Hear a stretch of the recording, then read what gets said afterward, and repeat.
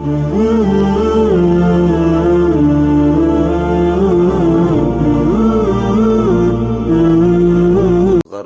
اور تکبر کا انجام۔ بنی اسرائیل میں ایک شخص تھا جو بہت نیک، عابد اور زاہد تھا۔ سب لوگوں میں اس کی بڑی عزت تھی، لوگوں میں اس کی نیکی اور پارسائی کا بڑا ہی چرچا تھا۔ اسی علاقے میں ایک شخص اور تھا، لوگ اسے بہت برا انسان سمجھتے تھے۔ وہ تھا ہی ایسا بد عمل اور بد کردار، کوئی بھی اسے اچھا نہیں سمجھتا تھا۔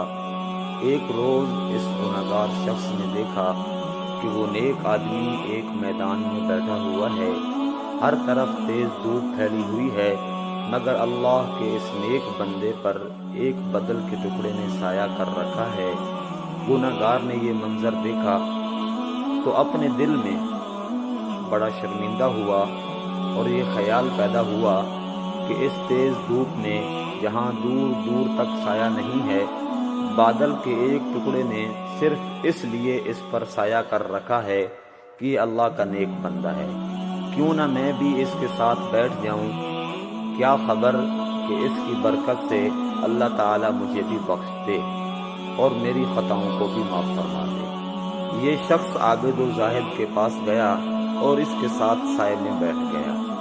اس کے بیٹھتے ہی اس عابد و زاہد شخص کے دل میں یہ خیال آیا کہ یہ زمانے کا بدترین گنہگار ہے، پوری قوم میں یہ بدنام ہے، اس کے ساتھ کوئی اٹھنا بیٹھنا پسند نہیں کرتا، یہ میرے پاس کہاں سے آ کر بیٹھ گیا ہے۔